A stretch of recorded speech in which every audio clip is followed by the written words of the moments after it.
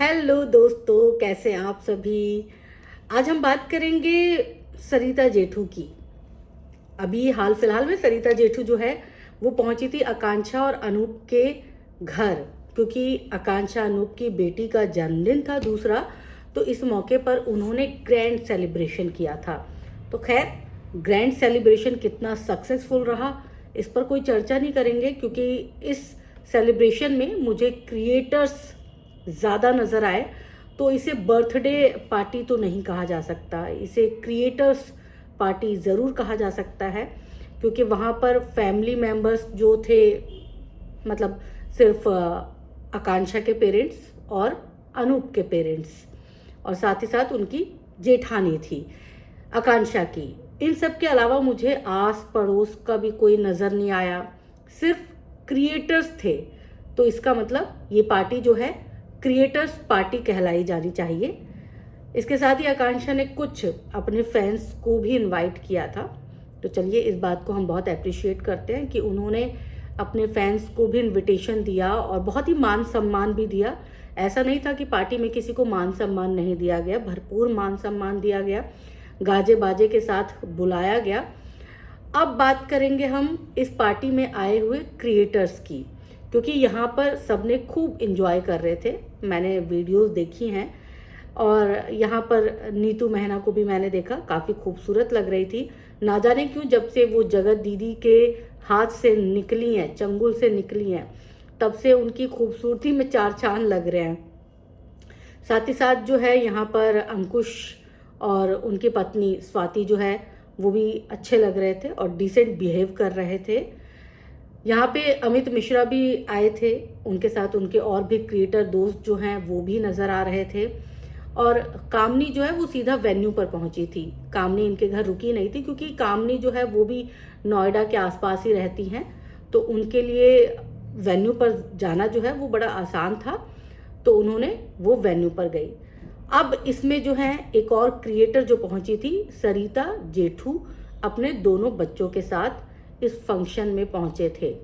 अब सबसे ज़्यादा ट्रोल किया जा रहा है सरिता को, उनके ड्रेसिंग सेंस को लेकर बहुत सारे सवाल उठाए जा रहे हैं। सरिता जब पहुंची थी आकांक्षा अनूप के घर, तो उन्होंने रेड कलर की ड्रेस पहन रखी थी जिस पे वाइट कलर के हार्ट बने हुए थे। वैसे तो वो ड्रेस अच्छी थी, लेकिन ना जाने क्यों लोग जो हैं वो ट्रोल कर रहे हैं। अब मुझे ये समझ में नहीं आया कि अगर इंसान मोटा आ जाए तो उस पर कोई भी कपड़े जो है उसकी फिटिंग के ही आ जाते हैं, मतलब फिट हो जाते हैं, चिपक जाते हैं। तो सरिता की बॉडी शेमिंग क्यों की जा रही थी?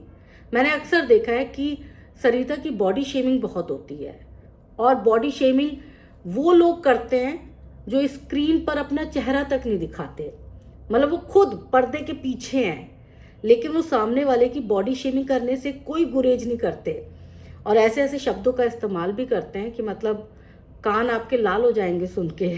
आप सोचोगे कि मतलब ये इंसान जो बोल रही है, जिसका चेहरा तक आपने आज तक नहीं देखा है कैमरे पर, स्क्रीन पर, वो इंसान दूसरे की बॉडी को लेकर, दूसरे के ड्रेस को लेकर जो है वो बातें बना रहे हैं। अब किसी की मर्जी वो क्या पहने।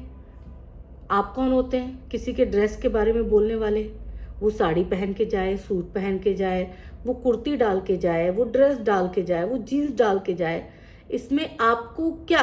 मैं एक चैनल को देख रही थी, वो चैनल वैसे तो आज 8-8 घंटे बैठता है और पूरे दिन बैठता है, पूरे दिन वहाँ पे सिर्फ मीटिंग चलती है। होता है ना, पहले के ज़माने में घर के बाहर चारपाइयाँ लेके औरतें बैठ जाती थी, तो अब उस वाले चैनल पर ऐसे ही बैठती हैं सारी जनानियाँ, आती रहती हैं, बैठती रहती हैं, और अपने घर की सारी फ्रस्ट्रेशन जो है वो चैनल के माध्यम से निकालती हैं। चैनल का नाम मैं नहीं लूँगी, आप सब गैस कर लीजिएगा, और समझ जाए तो कमेंट में भी मत बताइएगा, क्योंकि बड़ा ही विवादित चैनल है। मतलब मैं विवादित इसलिए बोलूँगी क्योंकि वो सिर्फ दूसरों की कमियां निकालते हैं, और उसमें कोई भी एक ऐसा बंदा नहीं होता जो स्क्रीन पर अपनी शक्ल दिखा रहा हो। कोई भी, वो बड़ी बड़ी बातें करेंगे, बहुत बड़ी बड़ी लंबी लंबी छोड़ते हैं, लेकिन स्क्रीन पर किसी की हिम्मत नहीं है कि अपनी शक्ल दिखा सके। कहते हैं ना, फेस वैल्यू होती है, उनकी फेस वैल्यू है ही नहीं, उनकी वॉइस वैल्यू है, वो चेहरा दिखाते ही नहीं है।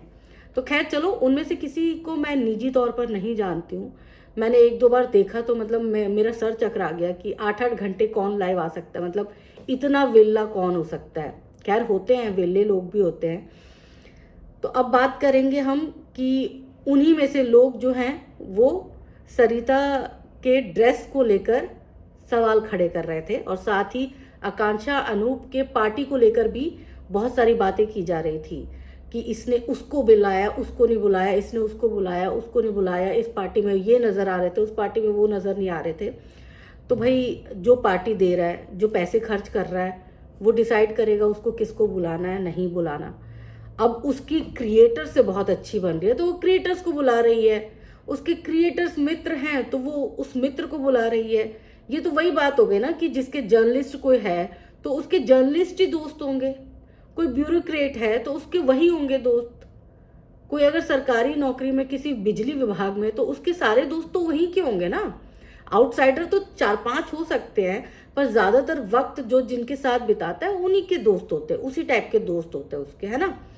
तो अब वो सोशल मीडिया पर है, इन्फ्लुएंसर है, तो जाहिर सी बात है क्रिएटर्स ही उसके दोस्त होंगे, तो क्रिएटर्स को ही बुलाएगी। जिनकी पार्टी में आप जाते हो, जो आपको शादी में बुलाता है, जिनकी शादी में आप जाते हो, जो आपको अपने बच्चे होने पर बुलाता है, जिनके बच्चे होने पर आप जाते हो, तो आप गिव एंड टेक तो करोगे ना। तो इसी तरह से जो है आकांक्षा ने रखा था, और मैं तो बोल रही हूँ कि वो क्रिएटर्स की पार्टी मान ली जाए, क्योंकि उसमें रिश्तेदारों की इन्वॉल्वमेंट तो बहुत कम थी, उसमें फैंस थे कुछ एक और सारे क्रिएटर्स थे, तो ठीक है, उसका वही जो है फ्रेंड सर्कल होगा, ये मान लीजिए। अब उस पर भी आपत्ति है कि उसने क्रिएटर्स को बुलाया, उसने इसको बुलाया, उसने उसको बुलाया। तो मतलब मेरी समझ में ये बात नहीं आई कि किसी ने किसी को बुलाया, किसी से क्या फर्क पड़ता है। और ये कोई गॉसिप का या फिर ये कोई मतलब कोई पॉइंट ही नहीं है कि आप किसी की आलोचना करो। मतलब आलोचना करने के लिए कोई पॉइंट तो होना चाहिए ना। एक मैं सुन रही थी, एक उसमें से आंटी जी बोल रही थी कि उसने अपनी बेटी को बड़ा ही मामूली सा ड्रेस पहना रखा था, हेयर बैंड तक नहीं लगाया था। मतलब मेरे को हंसी आ गई कि भाई कितनी बारीकी से ऑब्जर्वेशन आपकी है, मतलब कितनी बारीक है। आपको आपको अंदर घुसना है, वही काम आप कर रहे हो। पहले जो क्रिएटर्स एक दूसरे के अंदर घुसे रहते थे ना, सेम काम ये लोग भी कर रहे हैं।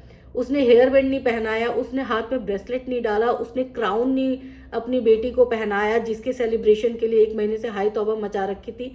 उसने अपनी बेटी को कोई नया लुक ही नहीं दिया। मतलब ये आज का मुद्दा था, सोचिए। तो मुझे लगा कि मुझे बोलना चाहिए, मैंने बोला ठीक है, विरोध करना चाहिए। जो चीज़ आपको गलत लगे आप बोल दीजिए, फिर भले ही वो लोग आपको ट्रोल करें ना करें, कोई फर्क नहीं पड़ता। एक चीज़ में मैंने इस ग्रुप को अप्रिशिएट भी किया था कि इस ग्रुप ने कम से कम कुछ अच्छे काम किए हैं, लेकिन अब ये ग्रुप जो है वो गलत राह पे चल पड़ा है। अब ये ग्रुप छोटी छोटी बातों को, हेयर बैंड, ये सब मुद्दे इनके बन गए हैं कि खाना नहीं खिलाया, ये नहीं करा, वो नहीं करा। मतलब ये बहुत बहुत लो लो उस पर आ गए। अब ये एकदम दोयम दर्जे की बातें करने लग गए।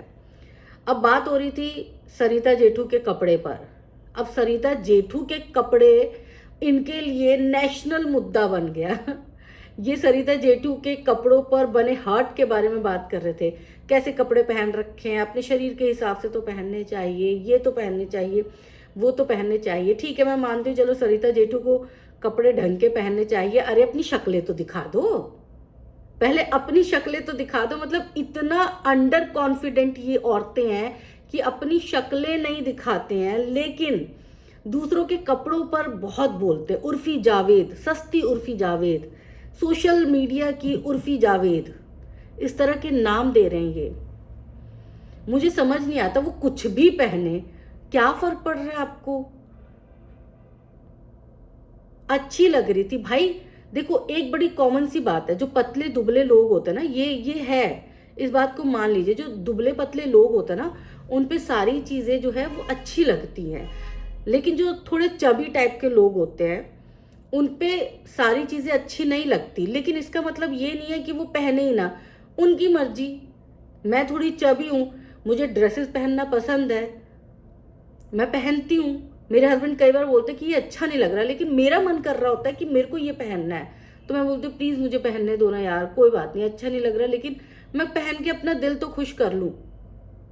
अब इसका मतलब ये थोड़ा ना कि आप चबी हो तो आप पहनो ही मत, ऐसे थोड़ा ना होता है। आप अपने मन की तो करते हो ना, आप सब भी तो 8 घंटे अपने मन की भड़ास ही तो बोलने आए हो, तो कपड़ों पर क्यों बॉडी शेमिंग क्यों?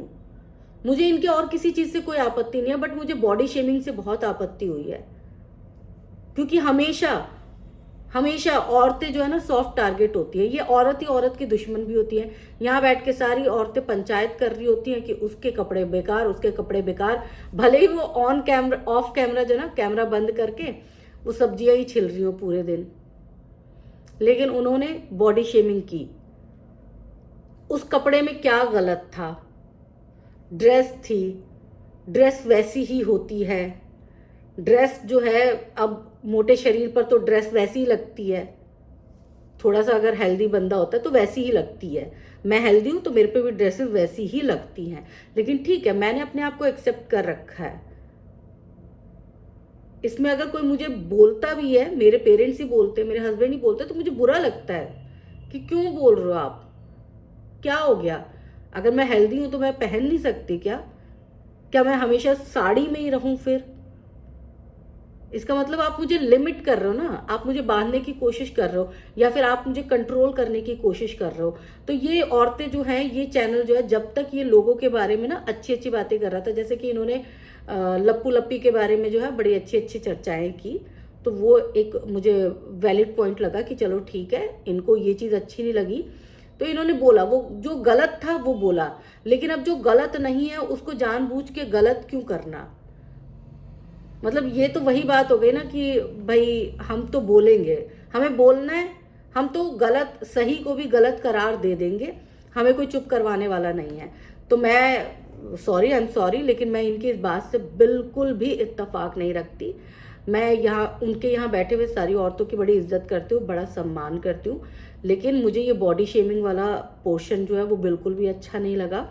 मतलब मैं खुद भी आहत हुई हूँ, इस बात से आहत हुई हूँ। और किट्टू की भी कपड़ों को लेकर बहुत सारे रिएक्शन चैनल वालों ने जो है कमेंट किया है, सस्ती उर्फी जावेद बोला है।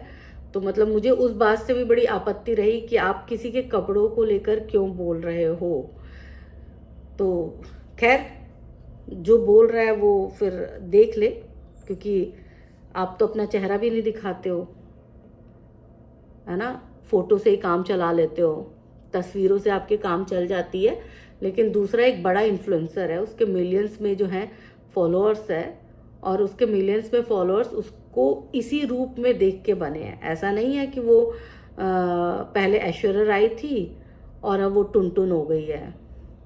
पहले भी वो ऐसी ही थी, पहले वो पतली थी, अब थोड़ा सा मोटा वर्जन हो गया है।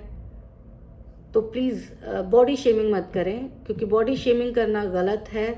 और आप किसी के आचरण पर जो है कोई गलत कर रहा है, वाईटी पर तो आप बोल सकते हैं, आप पिन करें, आप उसे बोलें, आप उसे सही दिशा दिखाएं, आप गलत को गलत बोलें।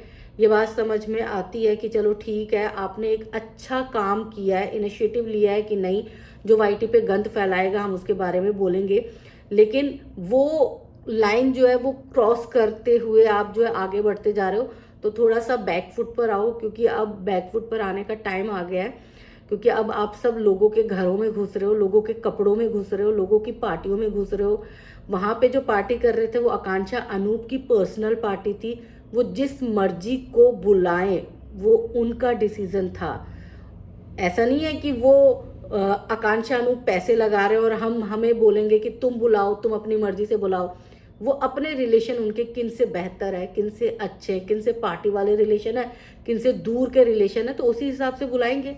हम भी अपने घरों में पार्टी करते हैं, हम भी अपने दोस्तों को बुलाते हैं पार्टी में, तो हम डिसाइड करते हैं कि हम किसको बुलाएंगे, किसको नहीं बुलाएंगे।